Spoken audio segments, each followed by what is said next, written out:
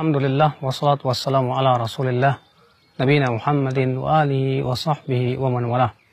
Asyhadu an la ilaha illallah wahdahu la syarikalah wa asyhadu anna Muhammadan abduhu wa rasuluh wa ba'd. Rasulullah SAW apabila telah selesai sholat, beliau mengucapkan astagfirullah, astagfirullah, astagfirullah. Allahumma antas salam wa minkas salam tabarakta ya dzal jalali wal ikram. Namun menjadi sebuah pertanyaan buat kita adalah mengapa setelah selesai sholat Rasulullah istighfar? Apakah sholat itu berarti dosa? Tentu tidak mungkin. Ya, tidak mungkin sholat dosa. Namun, ya, jawabannya adalah bahwasannya terkadang kita ketika sedang sholat ada sesuatu yang barangkali bisa merusak sholat kita. Mungkin ketika kita sedang sholat kita memikirkan sesuatu yang tak layak misalnya. Atau ketika kita sedang sholat mungkin tak terasa kemasukan kurang ikhlas misalnya. Maka Rasulullah SAW istighfar, meminta ampun kepada Allah terhadap apa yang menimpa ibadah kita. Dan ini memberikan kepada kita sebuah faidah yang besar, bahwa seorang muslim hendaknya berusaha untuk introspeksi diri. Al-Imam Ibnu Qayyim mengatakan, muhasabah atau introspeksi diri itu hendaknya di dua tempat. Tempat yang pertama adalah sebelum ibadah. Tempat yang kedua adalah setelah ibadah. Sebelum ibadah kita mempertanyakan diri kita tentang keikhlasan. Apakah kita ikhlas atau tidak? Sebelum kita beribadah, ikhwatul Islam azakumullah wa iyyakum, coba kita tanya, saya sholat karena apa, untuk siapa? Dan apakah tata cara sholat saya sesuai dengan syariah atau tidak? Kemudian setelah selesai sholat kita introspeksi diri juga. Apakah ketika sholat tadi kita dimasukkan kelalaian ataupun yang lainnya? Maka kita istighfar kepada Allah Subhanahu wa Ta'ala atas kelalaian yang terjadi ketika kita sedang sholat. Maka Rasulullah SAW setelah selesai sholat, ia mengucapkan astagfirullah, astagfirullah, astagfirullah. Aku mohon ampun kepada Allah. Aku mohon ampun kepada Allah dan aku mohon ampun kepada Allah.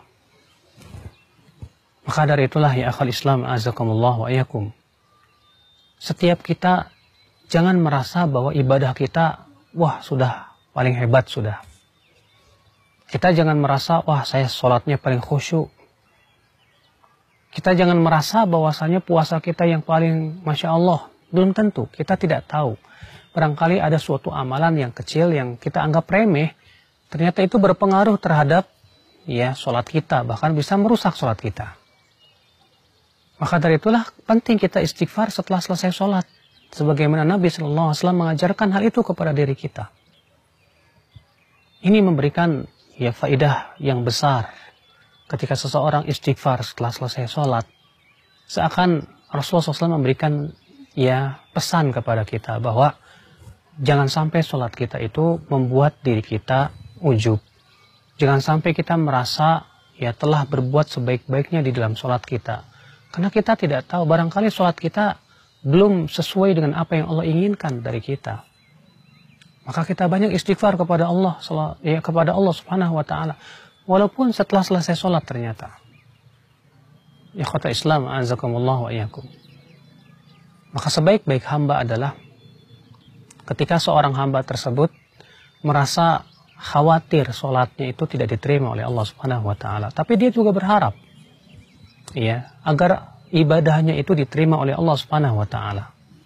Sehingga seorang hamba itu diantara rasa khawatir yaitu khauf dan rasa berharap itu roja. Ya, seorang yang takut, khawatir, rasa takut inilah yang menyebabkan dia akan selamat dari ujub, dari merasa telah berbuat baik sebaik-baiknya. Orang yang berharap, harapan inilah yang menyebabkan dia ya berharap terus dan memberikan motivasi dalam kehidupannya untuk senantiasa beramal saleh. Akhal Islam, makanya subhanallah ternyata ya hikmah yang sangat agung yang bisa kita petik dari istighfarnya Rasulullah SAW setelah selesai sholat adalah seperti yang sudah kita sebutkan tadi.